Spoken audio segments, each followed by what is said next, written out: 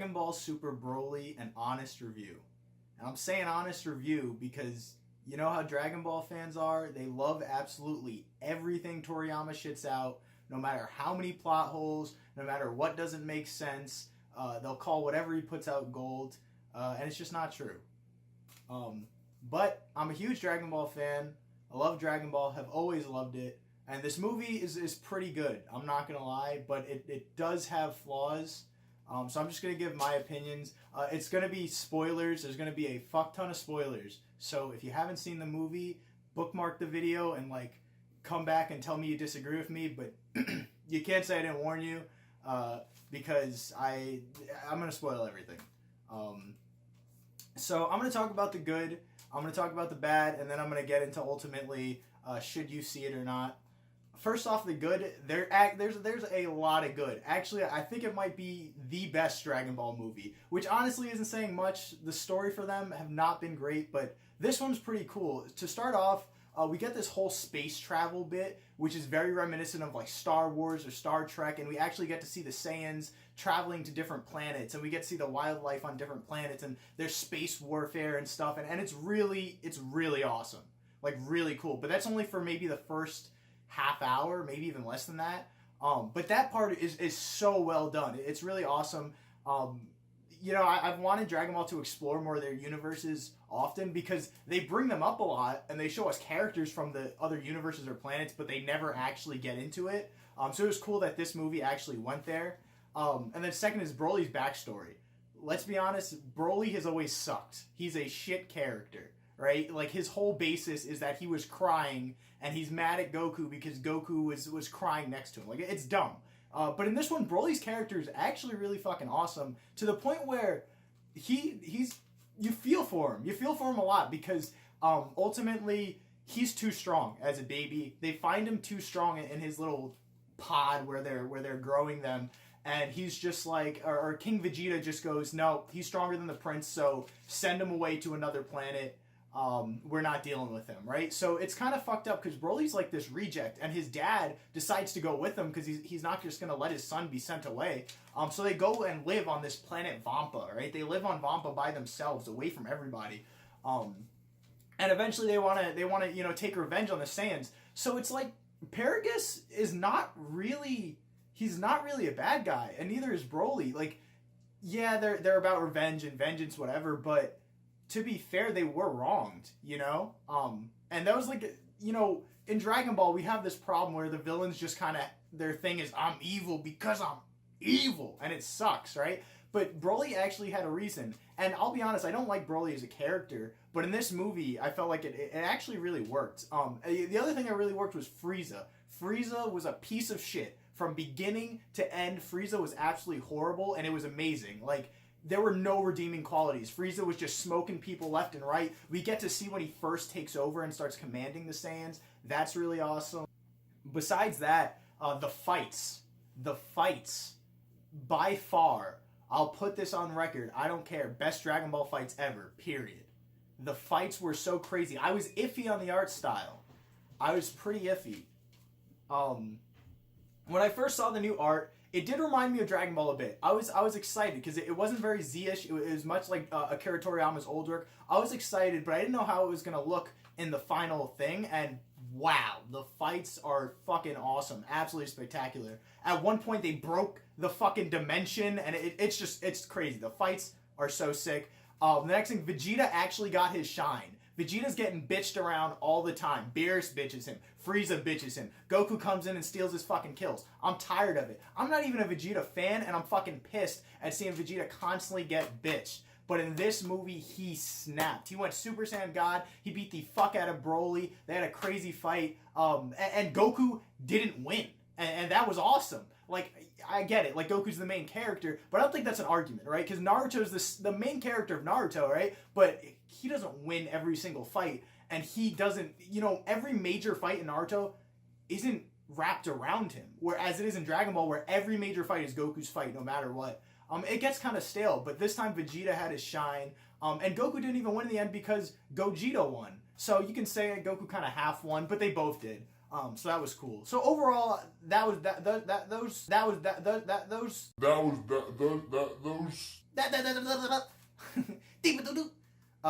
were the good points.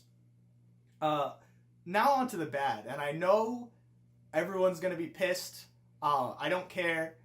This is honestly how I feel, especially because Dragon Ball autists are so fucking ridiculous. But first bad thing, the retcon. All right, the retcon. The retcon of Goku's story is such shit. Basically, everyone knows Goku's story. He was sent to Earth to destroy it, but bonks his head, becomes a good guy. Well, they changed it. And I get that Goku's supposed to be like Superman, but he isn't supposed to be Superman.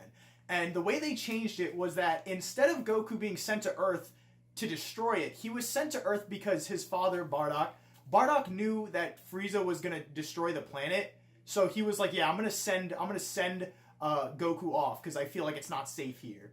And that just kind of fucking sucks, honestly. Bardock kind of doesn't seem like an evil Saiyan that we were led to believe he was in this one. He seems like more of a good guy, and it's really annoying when you have this whole backstory, the Saiyans being this evil race, and it's really cool that this guy became a good guy out of the evil race, but it seems like no, he's just Superman now. Planet was being destroyed, and so he got sent off. So that was really shit. Not only that, Goku puts his hand up on the, and I think this is in one of the trailers, but Goku puts his hand up on the space pod as Bardock is waving him away. So he obviously knows him, right? Why does Goku have no memory of his dad? Why has it never come up? So that was a shit retcon. And that was a major thing for me. I really didn't like that. There's one other major thing, but I'm going to go through some smaller points. And this, oh god, this is going to piss people off. I know I shouldn't say it, but I'm going to. There was too much fighting. Too much fighting. I know, it's a Dragon Ball movie. It's Dragon Ball, it's all about fighting. But it was maybe like 50 minutes of fighting. Like, it was and not even like 50 minutes split up. Like, it was a consistent, like, straight up fight. And the fight was awesome. The animation was great. It looked really cool. But there was like no breakup. And I was enjoying the story so much, seeing them travel to different planets and whatnot, that I don't know, it just kind of stopped. Like, the whole movie stopped, And that, while the fight was cool, I don't know, I would like to see more of the travel. Now, I have heard that Toriyama had like a 3-hour script and that they cut it down because they thought no one would watch 3 hours. I kind of agree. But seeing this, I think I would delve into the 3-hour movie. If some Blu-ray comes out with the extra scenes, I'd check it out because honestly, I love the Star Wars bullshit. Like, that was really cool. And I think the fight kind of detracts from it a little bit, honestly. At least if they broke it up, but it's pretty consistent. And it's got your mind going constantly. It's just super hype. And then besides that, the CGI was shit. It always is. I've heard some people like it, but I don't understand it. It looks like Fighters or Fighter Z, whatever the game is called. It looks like that. Like, at some point, it almost looks indistinguishable from the game. It's kind of ridiculous. I don't like this weird 3D CGI they randomly throw into the fights. I think the drawn animation looks so much better. And it's just weird and wonky when they switch over to this 3D perspective. I don't get it. That's a minor thing. The next thing is Broly powering up. Now, okay, I know in Dragon Ball, right, the power scaling makes no sense. It never did. It's really bad in Super, but let's be honest, even in Z, it didn't really make sense. They give an explanation, right? And because Broly, for his whole life, maybe it's like 41 years. I might get the years wrong, but I think it was like 41. But for his whole life, he had just been on planet Vampa fighting either his dad is weak as shit, so that doesn't matter, or these monsters, right? But he hasn't been fighting anyone with any actual martial arts, like, ability, right? And he gets to Earth, and he starts fighting Vegeta, and for maybe the first minute, it's in Vegeta's favor, and then they start getting evenly matched, even when Vegeta powers up, and it's really weird. The way they explain it is Broly's latent ability, basically, it allows him to adapt as he's fighting, but come on, that's bullshit. Like, in 2 minutes, he learns what Vegeta has been training for his whole life. Like, that's really dumb to me. That basically Broly can just, if that's the case, shouldn't Broly, like, learn Ultra Instinct if he, like, punched Whis once. Like, it's dumb to me. I don't know why they make it so he can power up so quick. I get that he needs to somehow be on the level of Goku and Vegeta, but I think that was a really dumb way of doing it. I think even putting him on a planet where, like, there were a ton of fighters and he had to fight against them, so that way he learned martial arts would make more sense. It seems weird to me that he can just be on match with them just because he somehow learned in 2 minutes all their techniques. He was even copying techniques, which was like, come on, like that's dumb. That doesn't make sense. But again, that's a minor thing because honestly, every time Broly like snapped and used like a throw that or a grab or something that Goku had used against him, it was a pretty hype moment. I was pretty stoked about it. But it doesn't make sense. And well, not the last thing. Another minor thing. The music, the music was actually funny. Like, it was actually so bad it was funny. Like, half the... And Dragon Ball has great music. And some of the scores are really fucking good. But during the actual fights, there were a lot of times where it's literally like, go Broly, go Broly, go. And it's like, what the fuck? Like, it sounds so dumb. And you hear it in the background just... Go Broly, go Broly. And then they switch over to Gogeta when Gogeta is like winning the fight and it's like, Gogeta, Gogeta, go. It's like horrible. It sounds fucking stupid. It sounds ridiculous. But the major point, and I could forgive everything. I could forgive all the bad points of this movie and honestly love it if it wasn't for this one horrible thing that breaks the movie apart, and it's the ending. The ending is fucking dog shit. The ending is fucking dog shit. It basically erases everything. It makes it so that the rest of the movie doesn't matter at all. Because Gogeta's blowing out this final Kamehameha. He has Broly on the ropes. He's beating his ass, right? He's throwing out this final Kamehameha. And in the last second, Broly gets wished away and back to his home planet. So now it's like, well, what was that fight for? Like why? Like, okay, you did that whole literal dimension-breaking fight just so he could just get wished away. Like, I honestly wish he would have died, because I felt like his story would have been complete. I know people are going to be mad at me, oh, Broly should have died, Broly should be a character, Broly's so cool. No, he should have died. His story was complete. He went there to take revenge on the Saiyans, and he got a little taste of it, but ultimately, his story was complete. It was really his dad's legacy, and his dad dies, so I feel like that should have died with him. I don't think they need room for another old character. Like, how many times are we going to do this where we bring back the villains? We've done it with Frieza. We've done it with Vegeta. We've done it with Piccolo. We've done it with the androids. Like, I don't want to see another character come back. I'm really tired of it. I wish his story would just end there. And I could even, right? They sent him away. Goku's like, I want to be friends with you. It's pretty dumb, but I can at least forgive that. I could at least forgive that if they killed Frieza. But they don't.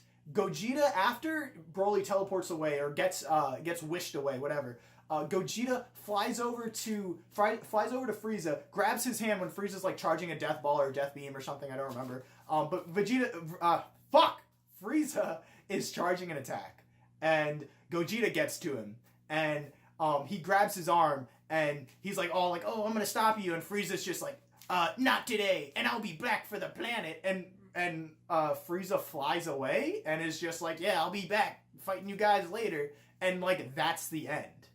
And it's like, why? Like, you just left this fucking space racist, murderous monster to just go around the universe and destroy whatever he wants. Not only that, he has a fucking army. Frieza still has his army. Like, what the fuck are you doing? Why are you letting this man fly around the galaxy? And he's way more powerful than he was the first time they beat his ass. So, like, why are they doing nothing? Vegeta even gets mad at Goku at one point, earlier in the film, and is like, you brought Frieza back to life, you're an idiot. And it's like, yeah, that's a dumb thing to do, kill him. He's a genocidal maniac. Like, why are you not stopping him? And then, like, here's the thing. Right after Frieza's like, I'll be back for the fucking planet, he leaves, right? And in the final scenes, you see Frieza literally destroying a planet. Like, what the fuck, Goku? What the fuck? Like, go stop this man. It makes no sense. Like, why are you letting this fucking dude run rampant? And for me, like, I wish they would have just done something there and stopped Frieza. They should have killed him. Frieza should have never been brought back, but he is now, and they're just gonna let him run loose. Like, it makes no sense. Especially when Broly was fucking up Frieza, right? And Gogeta was fucking up Broly. So I don't know, carry the one and do a little math. It seems like Gogeta should be able to smoke Frieza, right? Like it seems like that's the natural progression. And so why didn't he just do that? Not only that, Goku at this point could probably beat Frieza's ass just going Ultra Instinct or something, but he can't control it, whatever. The point is, they left Frieza alive. And it seemed like the dumbest thing. And they even slapped us in the face at the end when Frieza's destroying a planet. So it's like, he's still out there being an evil douche, and we started exactly the way, or we finished exactly the way we started, where the bad guys are still out there and Goku, Vegeta just hanging out. Like I don't know. I don't get it. I understand that they want to set up something else. They're bringing Broly into the series. They want Frieza maybe to play a bigger part as a bad guy. But honestly, Frieza has had his big part. You know, the Namek Saga was awesome. I loved it. But that's it. I don't think Frieza should be coming back. I think we need new villains. So anyway, that's the bads about it. Overall, I definitely think that sorry, I'm checking the time. I definitely think that the movie was pretty good. I had a lot of fun with it. I think it's the best Dragon Ball movie. By far the best fights. By far the best fights. The fights were insane, but the ending just ruined it all for me. And I was having so much fun until then. There's minor things that I didn't like, sure, like the music and the animation. But overall, I can forget all that stuff if it wasn't for the ending. The ending is really just, it's what ruins it for me. And I genuinely think any Dragon Ball fan's gonna love it, no matter what. I mean, Dragon Ball fans like anything Toriyama puts out. And if you just like the fighting, it's great. The story's fun. It's actually a good story for once, or a half-decent story. You know, it's not the greatest, but let's be honest, Dragon Ball doesn't have the greatest stories anyway. But yeah, that ending, no, I don't understand why they would do it. I think it's dumb. I think it's bad. But I think it's worth a watch. If you're not a Dragon Ball fan, don't watch it. If you're not a Dragon Ball fan, you are not going to like it. There's nothing special for from a cinema standpoint, from a straight up moviegoer standpoint. If you aren't a Dragon Ball fan, this isn't going to make you one. This is just more going to reaffirm everything you think Dragon Ball is. Screaming, guys punching, and muscles, that's the movie. So if you're not into that, you're not going to like it. It doesn't break any new ground, but any Dragon Ball fan is going to really, really dig it. I guess that doesn't really help, because I feel like if you're a Dragon Ball fan, you're going to watch it anyway. But that's my honest review. It's a terrible day for